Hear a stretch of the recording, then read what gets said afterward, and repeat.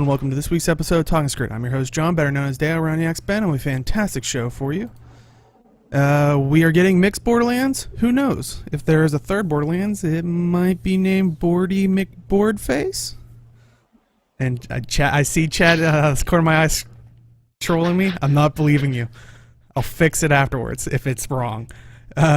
Content everywhere, and not a drop to consume. And long-awaited items have returned in this week's patch. But first, let me introduce you to my fellow host. He is a moderator MMO champion. With all the talk of apathy and content drought, I just wanted to know, when will we all fall down from said apathy? Say hello to Jim. I don't know what you're talking about with apathy. I got plenty of stuff to do. All right. I got backpacks to get, man. There's tons of those. Is that like the hat equivalent from like TF2? Yeah. We got hats. But now I actually have to look at these movie references. He writes over on his blog, agegaming.wordpress.com, where he answers the age-old question, how ironic is it that we are expressing our concern about possibly being apathetic? Say hello to Age. That's true. Oh, the irony of it all. Yeah, chat's trolling me because the one time I didn't test the music, and if it's wrong, I'll fix it in post. That's all I'm going to say. So, well, I'm going to spoil it because I unmuted the stream on my end and I heard it, so you're good. Okay, good. Bad chat. All right, let's jump right into it. In the past, we've talked about loads and loads of polls. Last week, we talked about the mixed World v. World Borderlands poll that went up. We now officially have the results, and just to recap it, this was to decide whether we would have the Desert Borderlands and Alpine Borderlands happening at the same time. And remember, there are 3 Borderlands, so it would have either been in a 2 Alpine, 1 Desert Borderlands, or 2 Desert Borderlands, 1 Alpine configuration. Well, the votes are in, and after removing the don't count my vote, remember, we needed a 75% majority. It was 78.5% simultaneous Borderlands and 21.5% rotating Borderlands quarterly, which is what we currently have. So it has passed. This does mean that the team will add the Desert Borderlands back into play as one of the Borderlands maps. So they went with the configuration of 2 Alpine Borderlands and 1 Desert Borderlands. So, how do you guys feel about this? I'm going to let Age answer first because he's the one who WvWs more.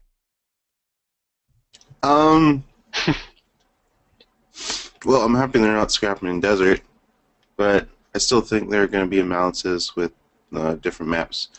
But hey, I'll still play Warriors of the World. I even saw, I was sifting through like the comments, and it's like, and one person, right, as long as Desert Borderland isn't my Borderland, you know? So, anyway, Yeah. I but think that's become the next debate for people is the Desert Borderlands a hindrance for the server or a boon, because a lot of people don't want to go in the Desert Borderlands, so people probably aren't going to try to attack your stuff, like, is their mentality. There are people who like Desert Borderlands that will still cap your stuff, so Okay. it just might be less frequent. You might be right, but I don't know. That was something that we were talking about in the pre-show for people on YouTube and people that weren't here. Which is why you should show up live on twitch.tv/talkingskrit. Sorry. Just kind of lofted that one up there for you, Dale. But generally speaking, Deo, we were talking about this, and he said that if somebody came up to him and said, WvW is competitive, he'd say, no, it's not, because of the discrepancies between the 2 Borderlands. And I totally agree that it's not a one-for-one unless it's the same map, because it's just different design philosophies between Alpine and Desert. But generally speaking, since you've got and Age, you can confirm, I don't know if you were here when we were talking about this, it's 300 people per team per map, right? I think so. Yeah, so that's the player cap for Red, Blue, and so you can have up to 900 people on a given map. which Yeah. which is, I'd have to look it up. It's 150 to 300. I'm not sure where it is in there, but that's, if you take like an extra second or two to get from one point to another, it's not that big a deal when you're talking about that many people. In SPVP, yeah, it's a big deal, but then again, you're only ever working with one map in SPVP. And I guess you could say, you could talk about the symmetry of the maps, and when you compare it to SPVP at that point, and I don't know. And Deo, you're not that clairvoyant. But it's just, and this is all assuming, like, I can totally understand people's gripes, assuming that they have done nothing to the Desert Borderlands. Assuming that 0 changes have been made, I totally understand people saying that, you know, I'm okay with it as long as it's not my Borderland. Like, I totally get that, because there were problems with it, and, you know, and we went over it how many times when we were talking about it here. So, as long as some changes have been made, some adjustments, that's the whole point of what they're doing all these feedbacks, all these polls for, is they need feedback, they need to be able to change the system, and honestly, though, I will agree that they probably should have waited for a third map, but oh well. Like, we don't know how long it would have taken them to actually come up with a third map. Yeah. And they have to fix bugs in that map if there are any, and yeah, that's just more work. I'd say a tundra map, but that might overlap a little bit with Alpine, so. Should have a pirate map. Actually, now that I think about it, Alpine is basically the Shiver Peaks. And then they could totally work in, like, a jungle map, and they could just pull from the different areas of Tyria that we have access to for inspiration. Yeah, so they could have, like a jungle map, like Chad is saying right now, is they could have a jungle map, and, you know, that could pull from, you know, the Maguma areas. Not necessarily from the Heart of Thorns Maguma areas, because that's a little too vertical for WvW, I think. But, and in order for it to be, like, appropriately... Get gliding. Yeah, but then WvW becomes how crazy for people who don't have hot? Yeah. So, because there will always be those holdouts, and not to mention the free account players. Though I don't know if, even when they release another expansion, if they're going to roll hot into the free account, but that's, you know, a whole other can of worms that I'm not going to open up during a WvW conversation. So, we talk about that in after show or something. I mean, like I said, I just always feel like it's not equal, just because this was brought up when they were trying to launch and when they were first talking about World v World, where they're like, oh, so there's going to be, you know, 3 side maps. They're like, so are they different? They're like, no, we wanted to keep them the same because that way they would always be even. And I mean, I think we talked about it in previous shows. I wouldn't, if they had the results of saying, like, we're going to do a third Borderlands map and then roll this feature out, so each of them, and then if it if it was decided after, like, it had a full rotation, so each map had an equal time on, you know, attacking, defending each, then I could see it as an equal and fair competitive type thing. But, you know, a lot of people are jumping to the conclusion that they did say this will increase the likelihood of them doing a third map. That does not mean that they are going to do a third map, which is, so, I mean, granted, I'm on the side. I would love to see a third map, and I would be a little bit more okay with the simultaneous Borderlands, because it is kind of nice to be like, I'm kind of bored of the Alpine Borderlands, because it felt a lot like the same aesthetic as the Eternal Battlegrounds, pretty much. So it's like, oh, let me hop into a desert one, or like Chad saying, let me hop into the jungle one. Like, I like the idea that it could change the pace of it, but if you're getting an advantage somehow, then it starts to be like, well, that's not good. Like, I'm fighting an uphill battle. I don't know what kind of imbalances, like, the imbalances could be minor, so that they could be the ones that they can easily fix. But we just have to wait and see what happens, and just wait for all the crying on Reddit and forums to happen and see how right I was. Yeah. I've come to just expect just any internet communications platform, Reddit, forums, Twitter, is just people who do nothing but complain. Yeah. But, yeah, it's I mean, like, well, you like asked, what people always say, the happy people are in the game playing. to be fair, like 78.5% after you removed the don't count my votes said that they wanted this. They must know that there could be possible imbalances that could become a possibility because of this. You have to accept that that's going to happen.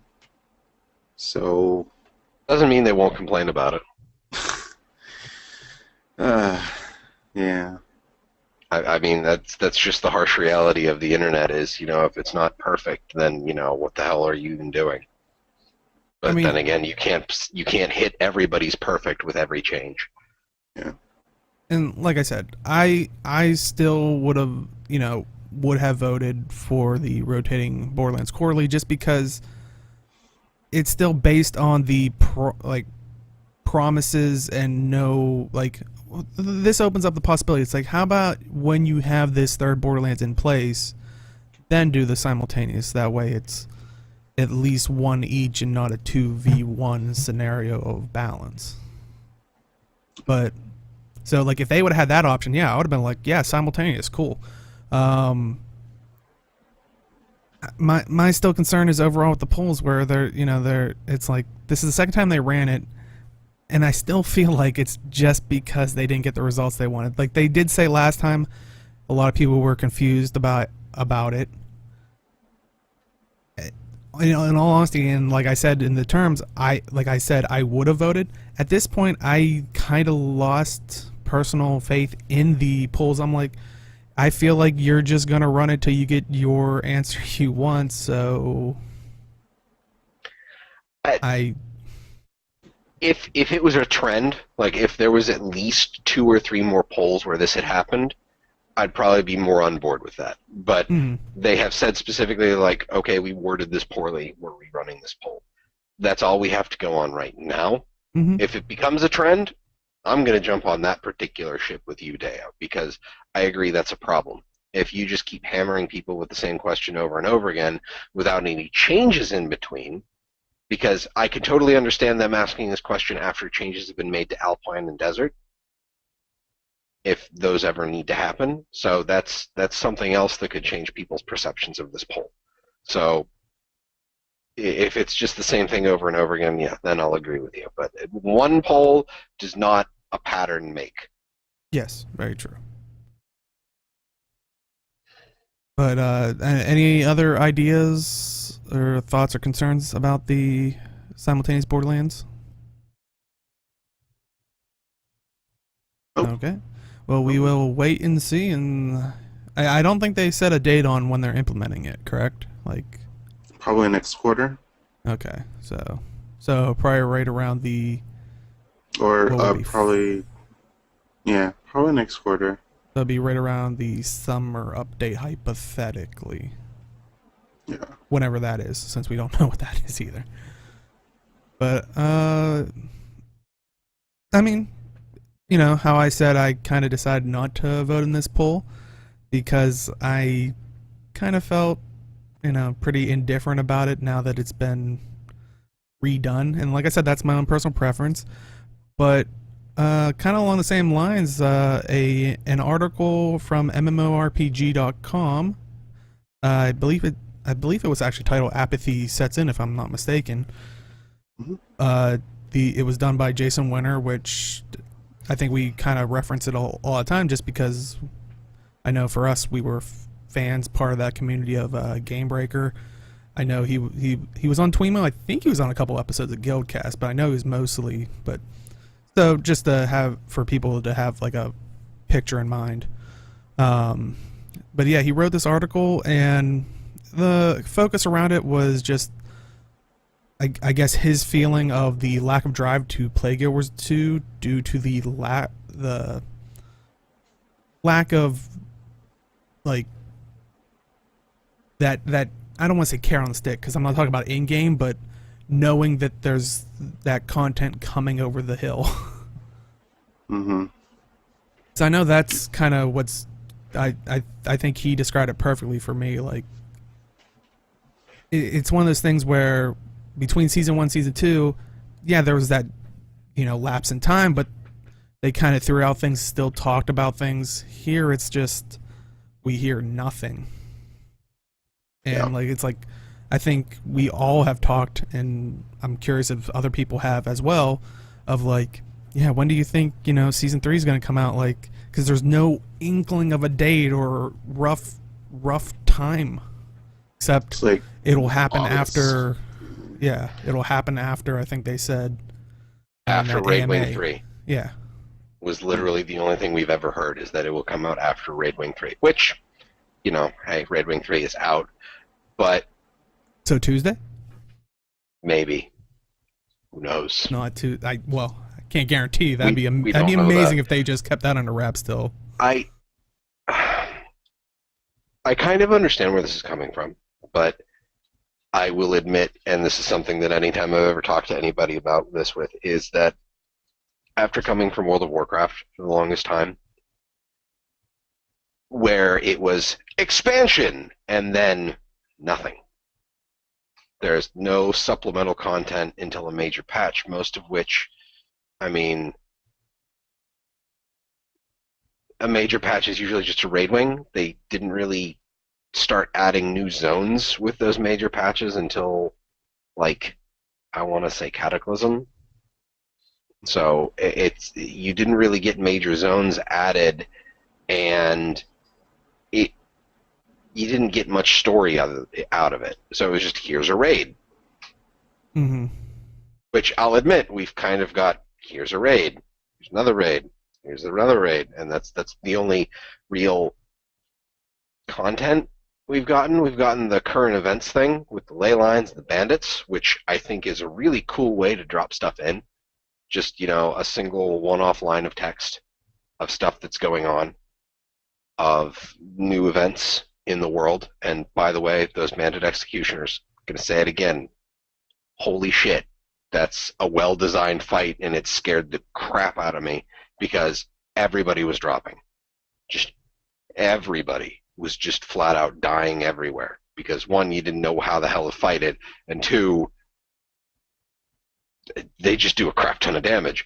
But when people say, I think when people say they find a lack of content, they say they're saying there's no new content. And I think that often tends to neglect everything that is still there. Like, given, say you literally only WvW. For the longest time, there were WvW players saying there's no content. Well, that's not true. There's no WvW content. No new WvW content. At the moment, PvP or PvE is kind of what's falling to the wayside for the PvP seasons and all the WvW talk about updates. So, for people who solely play PvE, there's not really much new content other than these little trickles in, but that also neglects the dearth of, like, have you finished the achievements for any of the chapters of the Living Story?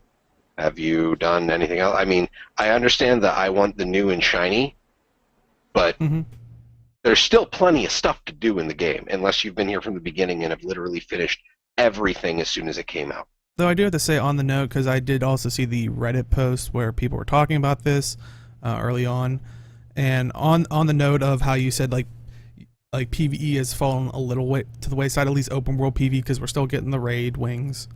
I did see a lot of people like going after like, oh, they're only showing the PvP season finals on their Twitter, like so annoying, blah blah blah. And it's kind of like the same thing we kind of talk about here, where people are like, oh, you should talk about World v. World or PvP. I'm like, well, we try to make it a news thing. We can only give you what we can only talk about what they can give us, which, yeah, at this point, I'm sure they have the idea of season 3. They're working on the expansion. Could they tell us? Yes, but I mean, yes, they could tell us, but would that be a good idea for a company, a business? Probably not, because they do have to string us along, to an extent.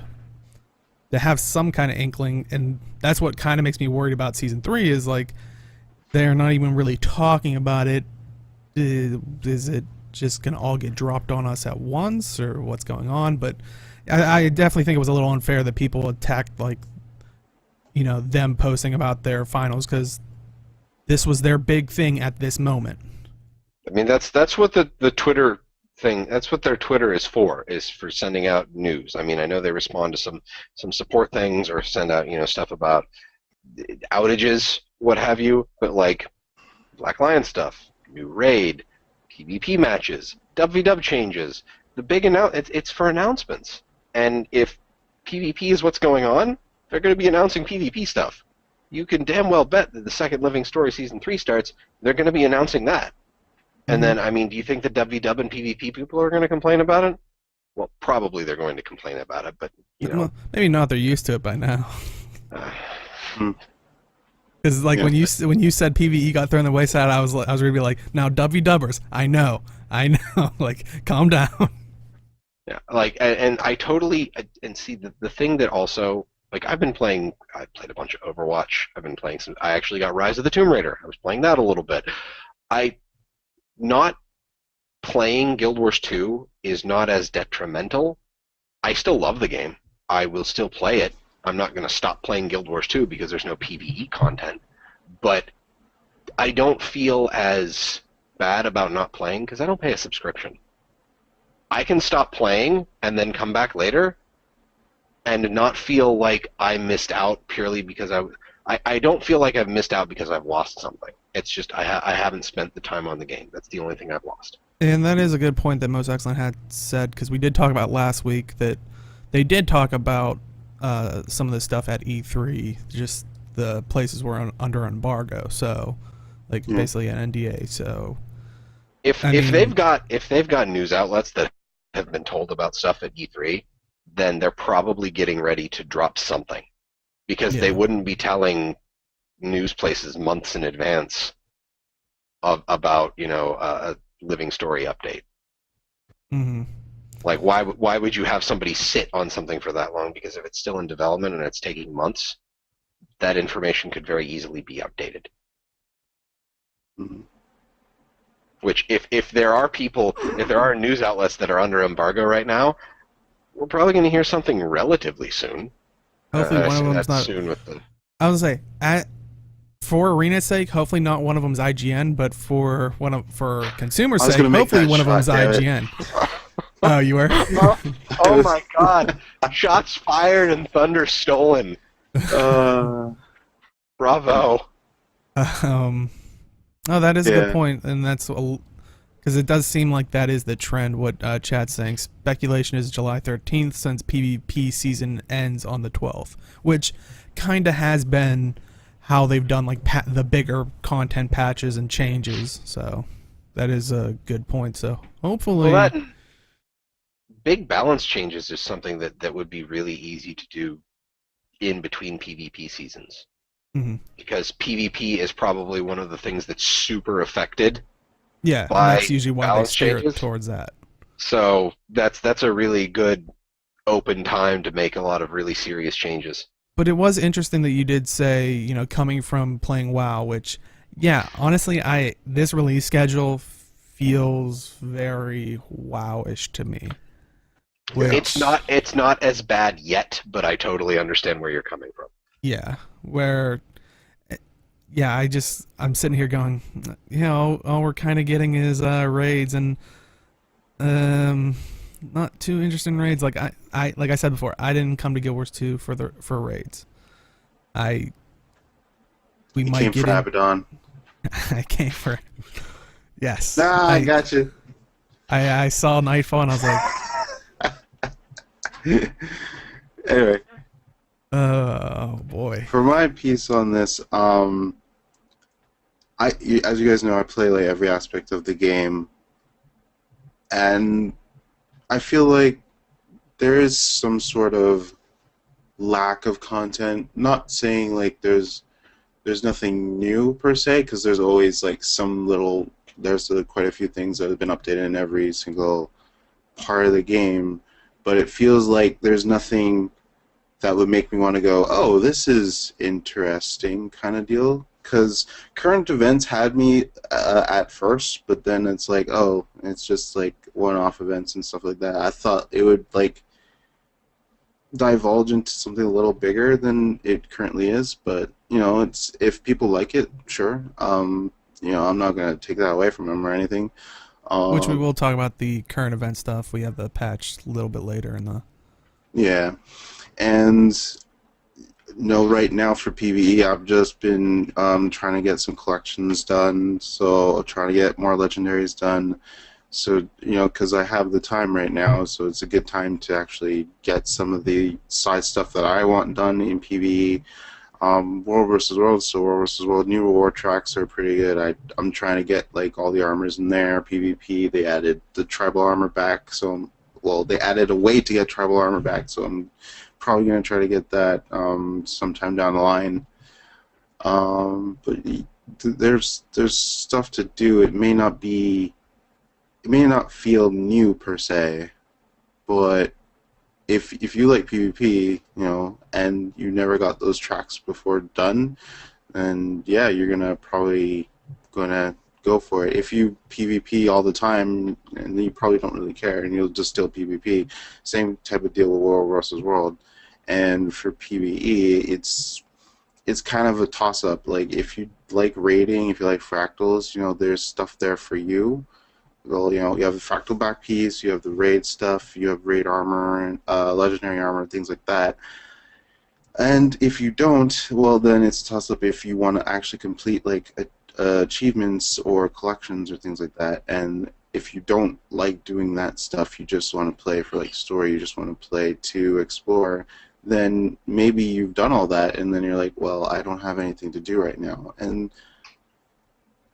it kind of sucks. I understand if if you feel like there's nothing there for you, but I guess like I said last week, you can take the downtime to do other stuff in the game, or you know, like play other games that you've done, because if you have a Steam, you probably have some games you haven't finished yet, so just hop on that. I mean, two questions come to mind from this article itself. I mean, has apathy set in for you guys? And I'd love to hear chat as well from this. Like, are you basically indifferent? Like, yeah, basically you don't have any feeling towards the stuff that they're giving out to us right now. I haven't had a chance to do the new Ley-Line events, but kinda, I guess. Talk about I mean, that. it's not like logging in. I feel like it's not like I spend half an hour running around Lion's Arch not knowing what to do. It's just I know what I want to do, and then it's whether or not I have the time at that particular moment, because I need to go farm maps in hot to get the currency, to get the items that I need, and for whatever reason I can only seem to get into Auric Basin whenever Battle for Trier is happening, which isn't good for getting Aurelium. It's good for getting loot, it's not great for getting Aurelium. You want to do all the chains beforehand to get a lot of Aurelium out of it, but I just, at this point in time, it's nothing pressing. I mean, as far as they've shown, like, the current events aren't really going anywhere at the moment. The rewards aren't amazing. Like, a lot of the achievement awards are like, oh, hey, achievement points, which I know is great because you actually get something out of achievement points in this game, but I'm not that person who's looking to max out my achievement points to get all those skins. I mean, I'll get it eventually because I'm going to keep playing the game because I enjoy playing the game. But here, have mastery, have experience for your mastery track. I'm capped. Yeah. It's not difficult. Like, at the moment, I think the last thing I need is I need to get the Tyrian mastery points to finish the last level of legendary crafting. I already have all of the the line filled up. I just need to get like another 3 or 4 mastery points. Getting mastery track progress is not a great reward for anybody, especially when you're maxed. Especially when those achievements are like 1 or 2 or 5 achievement points. It's not really impressive or compelling to fill that slot out. So I do think that for people who are maxed out, it's not the incentives are not really there, other than, you know, hey, this is a new thing. So. Yeah, like Chad's saying, they do the current events for the achievements. Other than that, just about the dailies. And yeah, that's I think the biggest problem is the current events aren't super long-term content. Like, it's just little like droplets basically. Yeah. Like, I mean, do understand it is setting the tone for season 3, but yeah, I mean, if people were complaining about the season chapters, like each of like episode we got in 2 weeks was short, this isn't gonna please those people. Honestly, I think that the current events needed to start happening sooner, but I don't know if they had an idea of what they were doing with them. Yeah, they probably have a Like, time frame. I mean, yeah, this is the kind of stuff that needs to start happening 2 to 6 weeks after the last big chunk of content drops, because it makes it feel like the world is moving.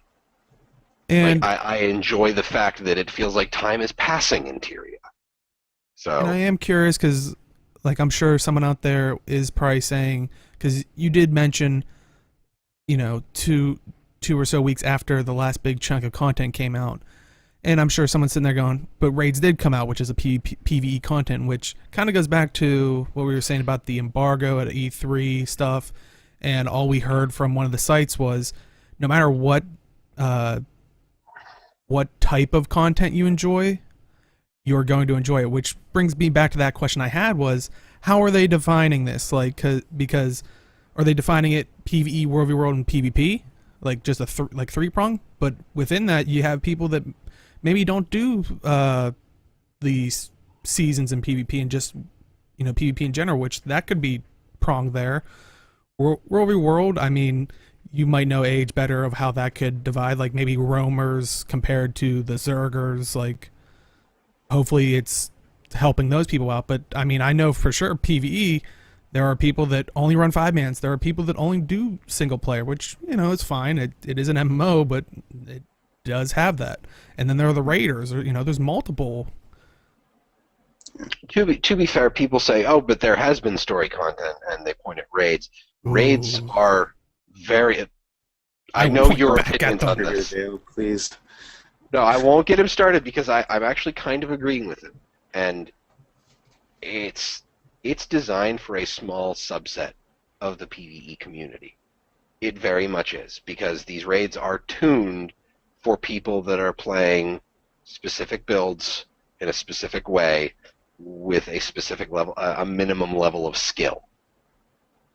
And that's good. I mean, that's the whole point behind raiding, and that's when they said, you know, this is our bar. We have set the bar. We're not going to lower it. It's going to stay here. This is what we want. And, you know, people, like, we talked about it when, you know, people cleared Zera, like they cleared Stronghold on the first day, and I'm like, there are going to be people who do that. It's going to happen, because there are going to be raid teams that sit there and just run at things constantly until they get through it. That's what they do. That's what they enjoy. That's fine. And it's just to say that there's been PvE content and to point at just raids, you're saying it's like, well, 5% of you have gotten what you wanted. It doesn't really cut it. And I would say the 5% that want to go against what Guild Wars 2 is about. But let's not open that can of worms. Oh, you just had to throw that in there. Oh, Yeah. We can talk Bad about it on day. after show. bad Dale. But has apathy set in for you, Dave? I would say yes. I've gone and I'm trying to be a good consumer about it, in the sense of, like, you know, I've been trying to stream a little bit more, and occasionally when I would hop in, I would be playing, you know, Elder Scrolls Online, because I haven't gone through that. I know a lot of people. I watched their subreddit. kind of having the same thing. Like, we don't have content, like, like waiting for the next thing. So, you know, they're in the same boat. I'm like that new person's coming going, there's loads of stuff. And they're like, you shut the hell up. Like, They somehow figure out what your account age is, and it's like, you haven't been here. you weren't here, man. I was. So, I guess, you know, I guess totally that's understand. I'm sorry, go ahead. No, I totally understand. And, but for me, like, when I was the type of person, if I'm in that world, I would spend more money in that world. Like, that's how I would look at it as, this is my hobby. You know, I'll throw money at it. Like, when the seasons were coming out, I would spend actual physical money in the cash shop. Now when it's more sparse, I tend to convert gold to gems and do it that way. And this time when we get the Gemstore stuff, I was like, that's cool looking, but Not a fan. I'm like, do I want to use my gems that I converted? And like, part of me doesn't even think like, oh, I want to throw my money at it. Like, I'm like, I'm not really in the world. Yeah, and I guess like it's totally understandable. Like, and it's like I said before, it's like it's easier to do that with Guild Wars 2 because there is no sub. Mm-hmm. You don't have that ding to your wallet every month saying, hey, you should totally be playing this game. Also, I guess my particular set, with not like apathy setting in, is I spend a lot of time working. Like, I come home and I actually work because I have freelance stuff. So gaming, I'm not rushed, and I never have even rushed stuff in an MMO. I'm not like, oh my god, I have to get the Luminance backpack right now. Because, I mean, that's what I'm working on. But I'm not in a hurry. I'm actually probably going to go into PvP to get the Luminance, to get the Auric backpack, because I don't want to spend the time getting the crafting materials to make the weapons. I'd rather do the PvP reward track and get it that way. Just get all the weapon skins that way, because it to me it feels easier. That's how I got most of my dungeon armor, is I went through the PvP reward tracks. But it's just, I don't know. I don't understand what, like, a lot of the people that I hear complaining also seem to be the I have to do it now type, which I'm not one of those people. Like, I don't have a problem taking my time with consuming content. So I guess that's why apathy never really comes into the question with me. Like, I can say, I don't want to play today. And it's not because, you know, I don't have anything to do. It's just I want to play something else at that particular point in time, or I have to work. So. What are your thoughts, Age? Closing thoughts on the matter. Well, for me, apathy is kind of yes and no, because you know, I still play every day, and I always find something to do. I mean, there's always something I want to get done. But yes, at the same time, because I'm the type of player that kind of likes to go into different modes. Like, you know, sometimes I would like I purely focus on World vs. World and PvE, or then I'll focus on PvP by itself or something like that.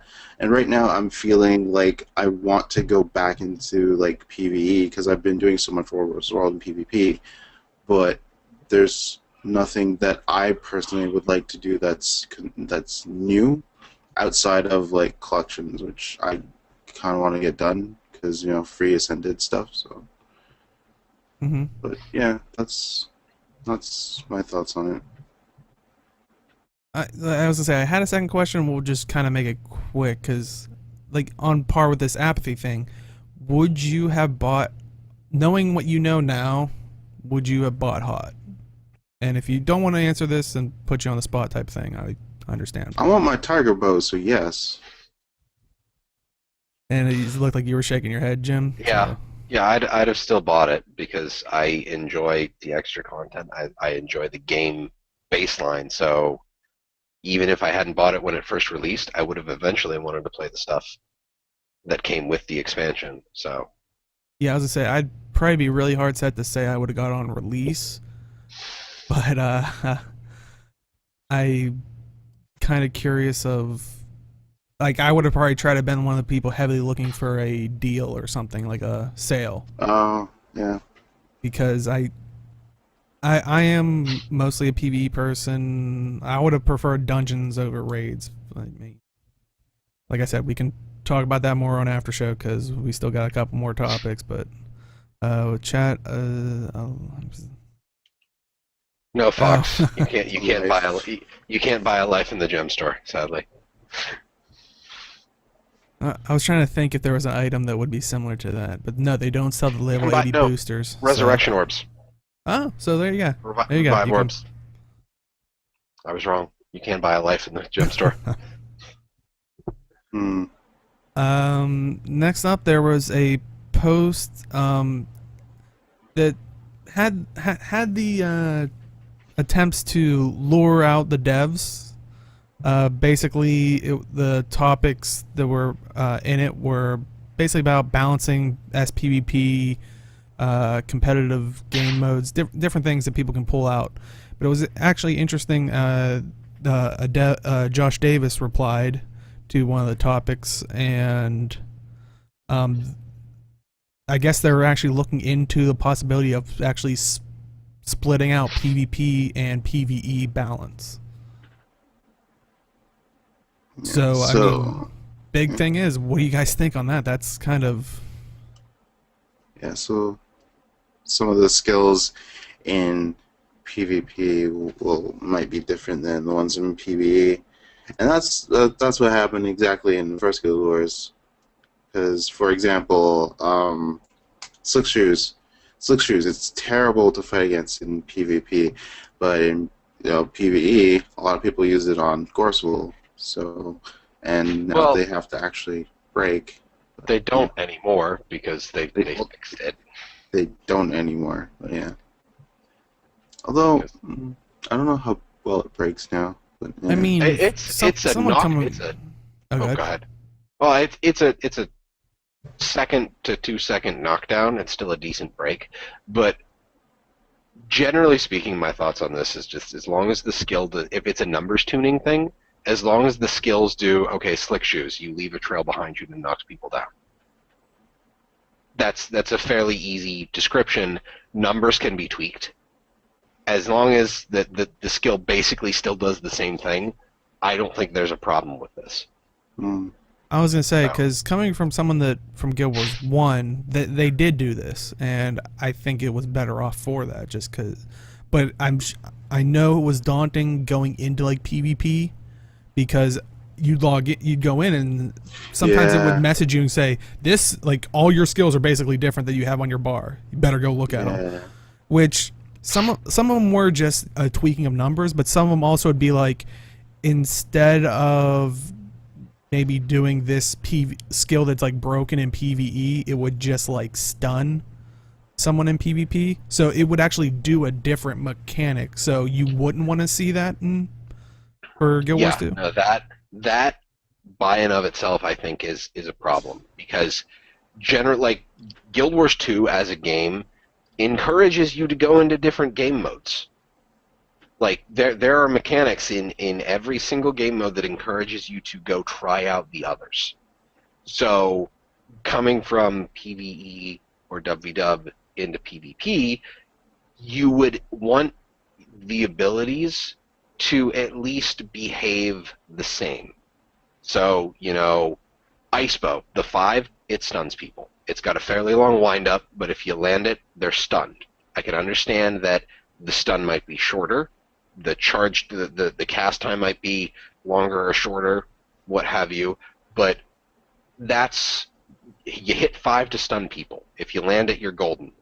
But that's the thing, is that numbers are fine to change. Completely changing the behavior of a skill, then why is it even there in PvP?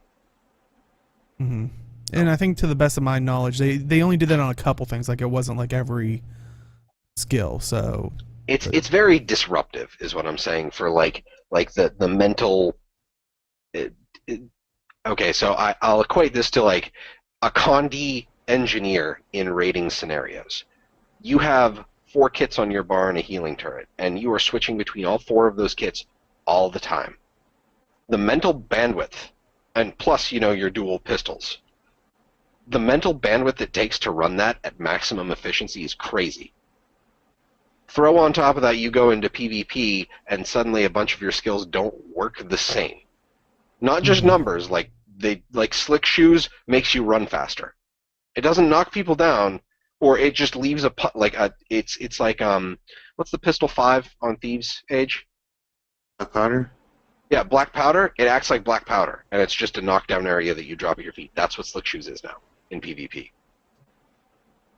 That's what I'm talking about. Stuff like that is problematic. So, because you hop in and you at least expect your abilities to behave the same mechanically.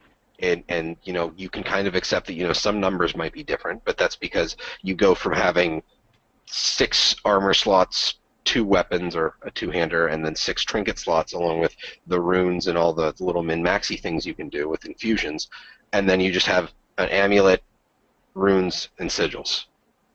So, like, you already know your stats are going to be different. If your abilities all function differently at the same time, it's too much of a break between the rest of the game, I think. Yeah.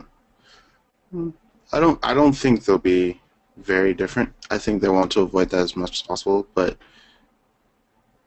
they'll probably do differences that'll make PvP better, like the changes better for PvP while still leaving the PvE part intact. So they'll be similar, not very different. Yeah, and I think that's going to be the biggest thing is hopefully they keep the functions similar because, like Jim's saying, it is pretty jarring. Or especially, like you said, maybe you like PvE and you're like, I really like my Condi Engineer. I wonder if I can do PvP, and it plays, like, you can still play a Condi Engineer, but it plays totally different. You're like, well, I mean... And you're just left wondering what the hell happened to my class. Yeah, and you're using the same skills, but it's like totally different. It's like, well, this is just weird. Like, so yeah, can't wait to see some of that stuff. And like we said, hopefully it's not too different from the comparison of them. This week we have our patch notes. So they have a couple of just general bug fixes and like bringing things in line. Salvation Pass reduced volatile poison damage from 1,000 to 750 damage per tick. Slothazar no longer immediately chains into halitosis or tantrum skills after using spore release. Sounds like a sigh of relief or anger. Or... Annoyance. Yeah, I'll let Milthanis go. I was to say, are you okay? Is it going to be okay? Once you got Slothazar to like 45%, you do what we'd call it shake, or the wet dog, where he'd just kind of plant both his front legs and he'd shake, and then these giant blobs of goop would hit you, and it was 5 poison, 5 torment, 5 burning, and he did 3 waves of that. So you could have 15 of each if you didn't dodge at all. It was amusing when our Revenants were able to Plague Signet that back onto him, but the problem was that he would do that, his Fire Breath, his Stomp attack, and he would lock himself in one location. And for a fight where where the floor is lava, basically, that's a little problematic for you to be able to reposition him. Yeah.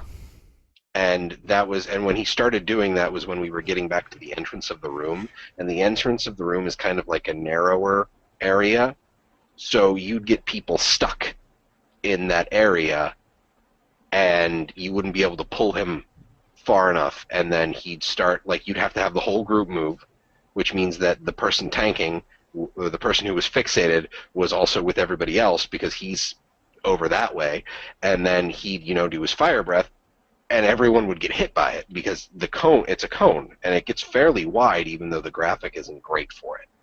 So you'd end up having people dying to the Fire Breath, but they couldn't be standing behind him because behind him was death. So the issue was him chain casting abilities, and that was a problem in the release of Salvation Pass 2. So this was actually interesting. Stronghold of the Faithful, World Reward bonuses will no longer apply to Stronghold of the Faithful. So it was probably just one of those overlooked things. I mean, So it would have been kind of funny, but like you need to be in first place on your tiers, your group of servers. It's Otherwise more. they're not I taking would it. have found it funny to see you need more supply for that. Just to see that error message pop up when you're trying to interact with something. That's It's one just way to like, get through the maze. Just break down all the walls with some siege. with trebuchet, Yeah. with trebuchet and stuff. Yeah. Also, World v World, they removed crafting stations and crafting vendors from World v World banks or maps, but I think originally they did remove banks, but they did say that they're putting those back, if I'm not mistaken. Yeah. Why would they remove those? I think just to deal with like the queuing issue now that they've combined servers. Yeah, it was a queuing issue. They found that people were just crafting. People would hop in just to craft. Yeah, because it's Yeah. a quick place you can. Oh, okay. And this way, banks, you can still have your World v World supplies and, go grab them, like, the blueprints and whatnot. So, definitely a good change, I mean, for the World v Worlders. Not so much the on-the-go crafters. Like, I totally understand any changes that they can make to try and make it easier to get into WW if you actually want to play WW. Like, Yeah. I get that. That's totally sensible. And I was a little worried when I first read this, but when you go into game, it's actually better. They added a new reward track that contains the tribal, stalwart, and apostle armor skins, which, for people that don't know, in the patch notes it only said World v World because it was under the World v World section. So I was like, because these were the original PvP armors that you couldn't get anywhere in the game, and I was like, ooh, don't do that, no. But luckily it was for both World v World and PvP. But yeah, the on the left is the tribal armor. That's one thing we forgot to do. Make sure cameras worked on the other ones. Anyway, There we go.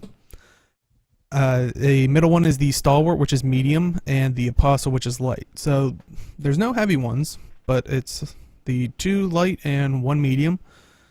And I mean, so many people have been asking about these. I mean, since they made the switch from the old PvP system, where it was like separate salvaging and ugh. I'm gonna have to go get those. Yeah, I definitely do like I- the tribal. It's pretty cool. I like the apostle actually. That could be useful. Mm-hmm. And there's actually a large number of additional late notes or stuff they just seem to have forgotten to put into the main patch notes thing. Like even yesterday there were some additional, like, these fixes related to the notes are already on live. So Oh, and chat's like saying, yeah, they can go. They like Tavik saying they can finally get their gloves. Like, yeah, it's like so many people that probably didn't finish or have seen people run around with these, and it's like, how do you get those? Or when it's in the wardrobe, you're like, this looks cool for my character. Like, let me look on the wiki. I can't get it.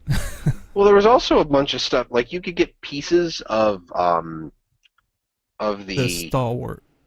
you could get pieces of stalwart from the living story if you were playing a medium armor class, or the personal story if you were playing medium armor. And I don't know about tribal and apostle, but I know for a fact that there were pieces of the stalwart because I have a few. But you could only get, I think, like the chest and the pants and boots or something. You could only get a partial I set. can get the helm because I have the helm. I don't remember getting that from PvP. But I can't remember if I got those from PvP either, because I know I got some skins from PvP before they made the wardrobe change. So I logged into PvP and it was just like, whoosh, pile of skins. But And chat saying the apostle was also in personal story, so I guess you could get a couple pieces from that. yeah. Tribal was strictly PvP. Got it. Which they did use tribal on the Priestess of Grenth in one of the human storylines. So it was actually used in PvP. Oh yeah, I think the one Or in in PvP. Gandharan when you're When you're going summoning after the amulet thing, the captain with the amulet, or But also we were talking before about little sprinklings of PvE. They gave us a little message of Ley-Line energy has accumulated to alarming concentrations. So basically, they added on to the whole like events of PvE that's going on. I'm assuming leading up to season 3. These ones, it's interesting. Like the events pretty I would say pretty engaging just because you have to keep up with it. Basically every 2 hours, and I think according if it's on arena time, so that would be Pacific time, it's every odd hour. So every 2 hours from that, it rotates between 3 zones, which I believe are Iron Marches is one. yeah, Iron Marches, Timberline Falls, and what's that third one? Kindaran Fields? Yeah, I think Gandharan. And like I said, every 2 hours you can go there. You get a device in your mail if you talk to the researcher throughout all this in Lion's Arch. She gives you a lodestone that you can buy more of, but you really don't need to. And it will tell you where the next one's going to be, and it randomly spawns within the zone, so then you kind of rush to the closest waypoint, and you basically have to chase one of those anomalies similar to the one you see like in the Thaumanova reactor, or if you're walking up to the Mystic Forge, and it basically tries to make a run for it, and at certain situations when when it's running, you have to use your control skills and knock down its defiance bar, and then all of a sudden it will just go into a crouch stance, and you have to keep Ley-Line anomalies off of it so it doesn't charge up. And if you do that, I think it's for roughly 30 seconds or so, maybe a minute. Then you can go into like a DPS phase, and it has some I definitely recommend ranged because it hurts. And then it starts going into another run again, and it's kind of interesting. As you're running, he'll drop down like almost like updraft, like Ley-Line updraft things that can shoot you towards them, like closer to them, so you can kind of keep up pace with them.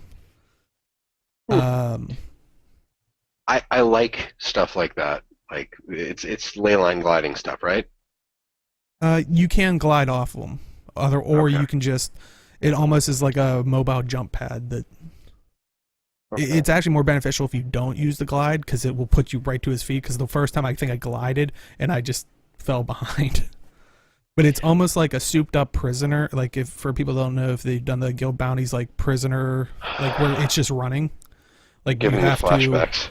you have to break its break bar, and otherwise it's just gonna keep running. There's achievements attached to it. Like there's anomalies all over the map that. Some people will go ahead to try to keep those down, because I think if he runs to it, there's an issue with that. I haven't run into that issue yet. But it is kind of interesting that after you do this for the first time, that day, you actually get a mystic coin. Which I thought it was every time, and this is where my kind of issue with it is. It feels like I never had it be 30 minutes, but I'm giving it the benefit of the doubt. Like if it happens all the way, it feels like it would probably take 30 minutes. But it's on a 2-hour cooldown. Like I wish it was an hour, especially because I was like, maybe it's a 2-hour cooldown because they were worried people would farm the mystic coins. But if it's only your first time that day, I don't see the problem of just making it like an hourly thing. So it switches between maps every 2 hours, right? Yes, it will rotate. Okay. Yeah, I could totally understand that being more. Maybe they wanted to give you something to do, and then like you could go do other stuff in between, so it wasn't as like rushed. Yeah, I mean, if I would agree with you if it was kind of going back to that whole like the article of how people were feeling like there's not that much to do in PvE that's new and refreshing. It's like I can understand if they drop this with like maybe the season 3 story or like other content to do in the world, because I do agree that would give you time to go, well, I want to try this new thing that they have. Now I got like 2 hours or whatever, but we don't. Clearly, Zomoros has something to do with this. I have a theory, but not enough time here. But yeah, have any of you had a chance to go out and try the Ley-Line thing? Not yet, no. Probably will this weekend since it's a 3-day weekend. But nice. I'm just honestly not interested in more current event stuff right now. I just kind of waiting for the main story. Yeah, and I kind of stockpiled it up. Like I had a bunch of like I would log in and get like one of the contracts for the bounties, so I think literally do like 3 or 4 of those, and then I went to do that. But it kind of sucks that you have to do that. So it is fun for what it is, but like I said, I personally just feel like the hour-and-a-half cooldown, and like I said, the first time we ran it, I think we did it in 15 minutes. I was being generous, like if there was enough people and it ran through the whole map, might take 30 minutes. But I never saw a group that took that long. Like I think at most I saw like 20-25 minutes. So it just feels like, well, that was like, what am I going to do for the other, hour-and-a-half, almost 2 hours? But it definitely was fun, and like I said, I just basically did it to see if there was any like lore or notice anything from it, and like I said, got a couple theories, maybe talk about it after show. Let's look at the Gemstore. So the White Mantle appearance pack has come in, and you can get the full thing for 2,000 gems, which is 1 White Mantle outfit, 1 White Mantle glider, which we'll show in a minute, 1 immortal weapon chest, 1 total makeover kit, and 5 black line chest keys.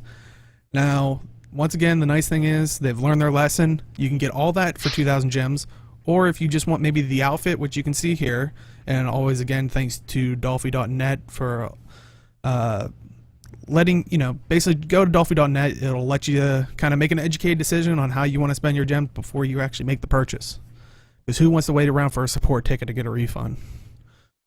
But yeah, the White Mantle outfit is 700 gems, and do remember it is an outfit, so you can hide the helmet, but it is basically an all or nothing thing. You can dye it. Those first couple pictures you saw basically were the dye channels. You can also get the White Mantle glider for 400 gems separately, and that does have dye channels, and we'll show that here in a minute. But what are you guys' thoughts on the White Mantle outfit? Outfit is meh. I'm not a fan of White Mantle fashion. I like the emblem. I don't like their uniforms, I guess. That's me. I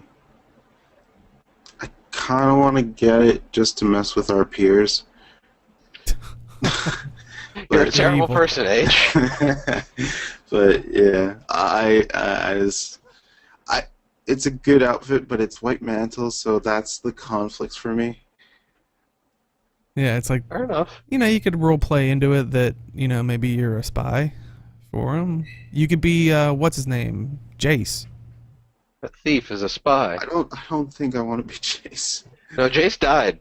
Well, you can be the better Jace. Jace 2.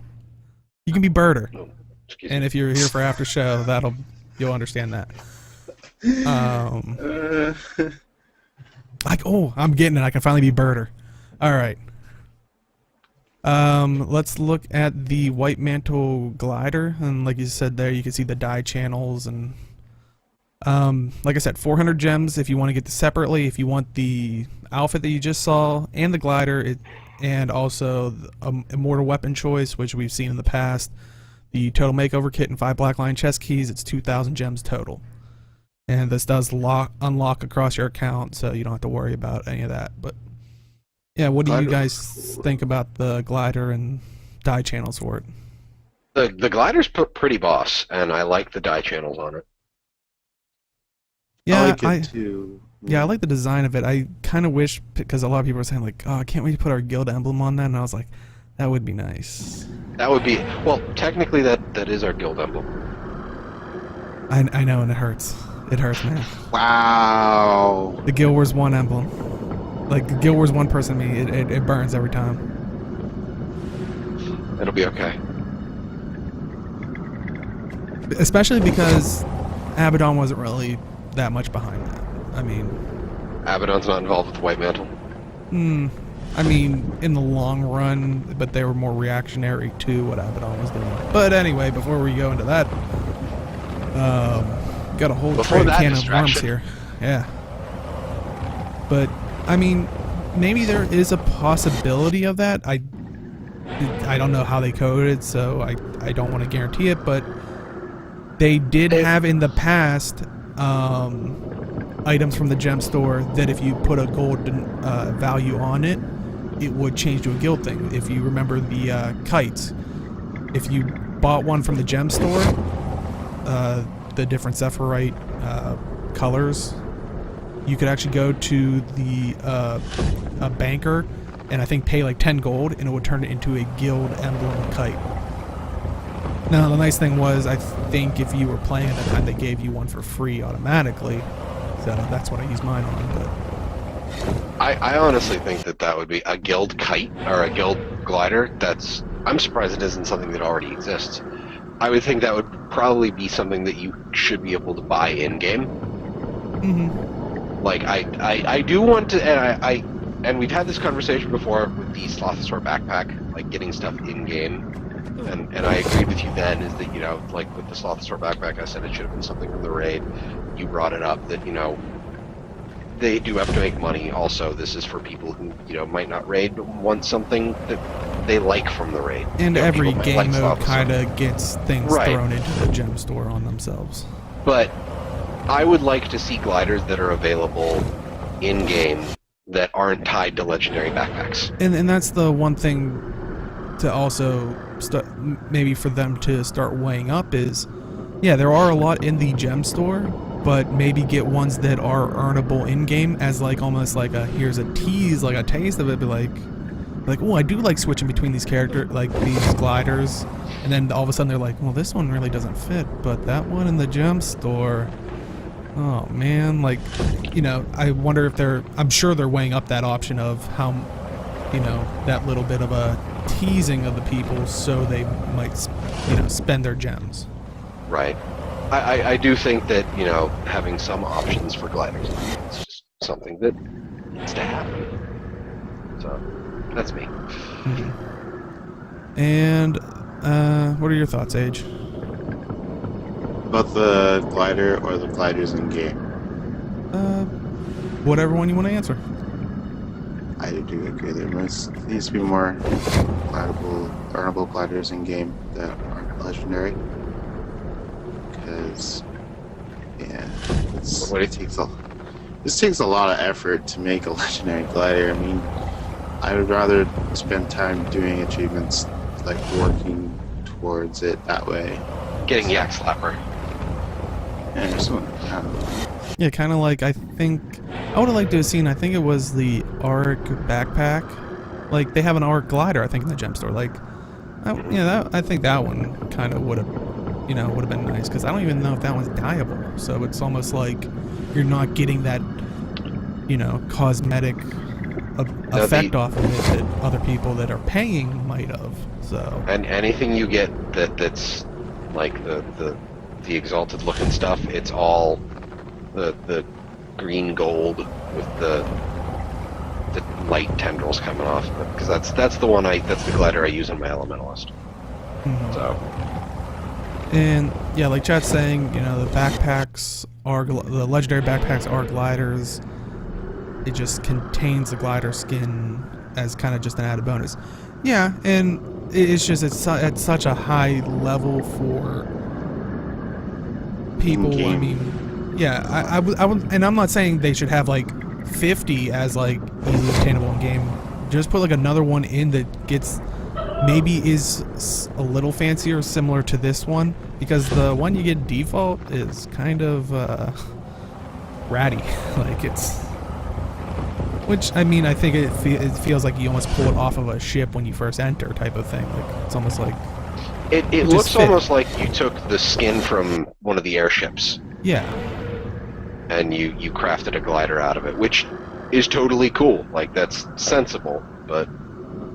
Yeah, and I think we've talked about that past, the spinal blades and maybe the jetpack. Yeah, I would love to see those as like additional glider ones, but yeah, the spinal blade, you have like little holographic webbing go between the blades of it, and then the jetpack on it actually fires, and I'd be perfectly okay with that, mostly because I have almost all of those skins. So. And I think we talked about, I don't know if it was last week, but no, it was a couple weeks ago when we were talking about the cosmic mining tool, because it opens up like a celestial portal and just shoots the ore full of like stars, which looked awesome. Well, they've now given us the logging tool to go with it. The focused solar logging tool. It is 1,000 gems, so, and it is count bound, so you can pass these between your characters. I think it looks pretty cool. And also do note that the cosmic mining tool is also 15% off till this next week, so definitely pick that up if you're still interested in just the cosmic mining tool itself. But what do you guys think of the focused solar logging tool? Praise the sun. Shurima. I was going with the Dark Souls route, but yeah, we'll go with Shurima. My Shurima. Oh God.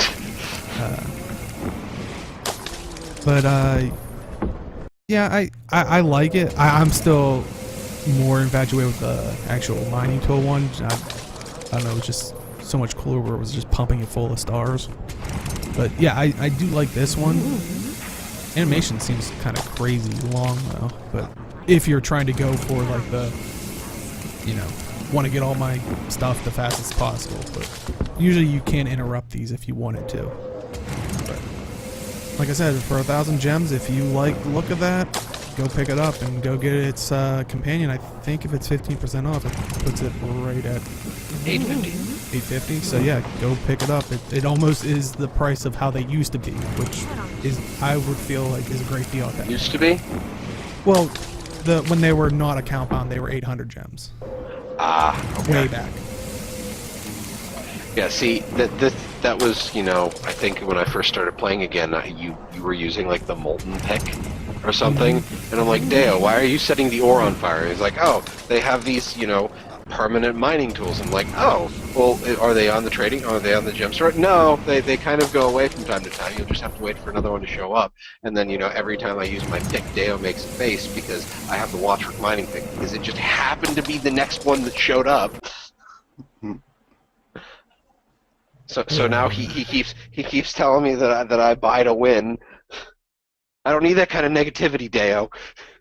And what Chad's saying, like, possibility of buying the skins, I would like a cheaper way to buy the skins for some of them, because like you're saying, when I originally bought the molten pick, they came out with the molten pick, the consortium harvesting sickle, and then the it was like the it's a lightning bolt for lumbering. I forget what it is exactly called, but it's like the charged axe or something. I think it's something like the charged axe. But eventually they went back and did the rest of the molten ones, which I'm like, I would like to get those. I have these ones, and I also feel like for those ones, I'm like, but those are the first three. Like, I always keep those ones because I have 2 sets. I keep those ones in specifically on my main character, because I'm like, these are the original 3. I don't, like, you guys can have, like, I went hipster on my gathering tools. I'm sorry, but oh yeah, and chat's also saying gathering tools slots account wide. Yeah, would be a nice quality of life. I don't know if they'd ever do that, because that means that they'd make less money off of these things. Mm-hmm. Because then, you know, people would only buy 1 set. Especially for, like, me, I might get rid of my harvesting tool because I bought the Harvestotron, or whatever the hell it's called, the one that spins around in circles, the Golem harvesting tool, just because it's annoying, the sound it makes. I was gonna say you bought the talking one. Oh. No, not the talking one. The one before Oh. that. The one that's in like the little golem in the barrel that Oh, spins okay. around in circles. Because it's just it makes an annoying noise. I don't like it. Hmm. But it was just the. And I was gonna the say I first feel the same way with harvesting my one that showed up. the second set I had, because I bought the second ones that came out with, I think in the second one was the Jack in the Box thing, and it just doesn't feel right on any of my characters. Where when you try to get herbs and like ugh. Yeah, no, it's just creepy as hell. Yeah. But that's it. Well, do you want to do the question of the week now, or when I'm Yes. outroing you? Okay. No, we will do the question of the week right Okay. now. And then this is for everybody in chat for post show, and then for us to talk about during the post show, and then for the YouTube audience for the comments. We were looking at an article that was talking about things that people wanted. I think it was a Reddit thread that Deo had up because he's got his screen shared in our GoToMeeting here, about harvesting nodes for cloth and leather. And then somebody in the thread brought up fishing. And then Lindsay Murdoch, who is a dev, who is apparently a huge fan of fishing in MMOs, has been trying to get it in for the longest time, apparently. So my thought was that would anybody ever want fishing implemented into Guild Wars 2? Me, personally, I would want it in, depending on how it was done. If it was actually somehow engaging instead of me just sitting there AFKing and waiting for stuff to fill my bags. That's something I'd have a problem with. But, gentlemen? So yeah, if like you said, we'll talk about that during after show. And if you're watching this on YouTube, leave a comment about that or anything we talked about today, and we're usually pretty good at responding back and striking up conversation that way. But as always, Jim, where can you be found? I can be found on Twitter at MouthanusMMO. And Age, where can you be found? Twitch, Twitter, YouTube at AgeNight. Oh, what? Oh, okay. And you can find me at simply_Deo on Twitch and Twitter. And you can find us if you're popping in live at near the end. We will do after show, but you can find this over on YouTube. We just search Talking Skritt. We're usually the first one that pops up.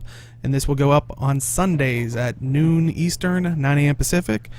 And if you are watching on YouTube, if you have a chance to stop by on Saturdays, we're over on twitch.tv/TalkingSkrit every week at 4 p.m. Eastern, 1 p.m. Pacific. And as always, we will see you in the game. Good night, everybody.